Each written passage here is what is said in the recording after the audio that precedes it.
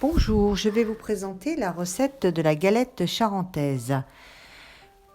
Dans une terrine, vous allez mettre le sucre, 220 g de sucre avec du beurre, 120 g de beurre, que vous allez malaxer avec 2 œufs, un sachet de levure chimique et 2 sachets de sucre vanillé. Vous malaxez bien pour faire une boule, jusqu'à arriver à faire une boule. Vous mélangez la farine délicatement jusqu'à l'obtention d'une boule bien homogène et surtout non collante. Voilà le résultat de la boule, une très belle boule. Alors cette boule permet de faire 2 galettes. Donc nous allons la diviser en 2. Donc 2 gâteaux, au total, ça sera pour 16 personnes. Voilà. Donc là, j'ai réparti de manière égale ma pâte. Et je vais la mettre, je vais mettre chacune des pâtes dans un moule préalablement beurré. Et je vais étaler la pâte avec le dos de ma main.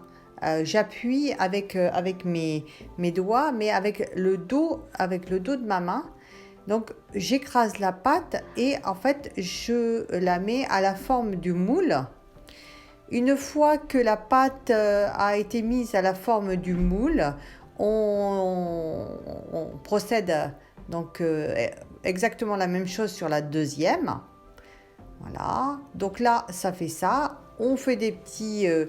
on ajuste les bords et on va dorer avec du lait, une bonne cuillère à soupe de lait pour les 2 galettes. Voilà, on dore généreusement la surface de la galette et après avec une fourchette on va pouvoir faire des croisillons pour décorer le dessus de la galette et ça prendra forme au moment de la cuisson. Voilà. Une fois que nos 2 galettes sont prêtes, j'ai mis mon four à 230 degrés et je vais les laisser cuire. Bon, moi je les ai laissés environ 17-18 minutes. Il faut que le dessus soit doré pour que ça soit bien cuit à l'intérieur de la galette. Voilà. Donc, chaleur tournante, vous pouvez mettre les 2 galettes dans le four en même temps pour gagner du temps de cuisson. Donc, j'avais oublié de dire, c'est 230 degrés, chaleur tournante. Et lorsque les galettes vont être bien dorées, bien dorées, il faudra les démouler immédiatement parce que sinon ça colle au moule et après elles se cassent. Voilà.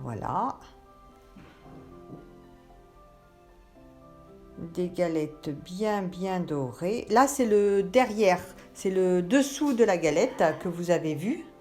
Et là c'est le dessus de la galette. Donc le tout pour 16 parts.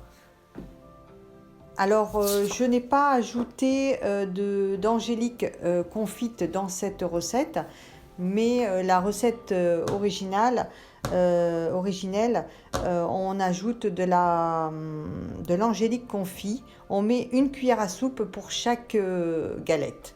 Voilà. Donc n'hésitez pas à cliquer sur le pouce et à mettre vos commentaires si vous avez aimé cette vidéo. Merci.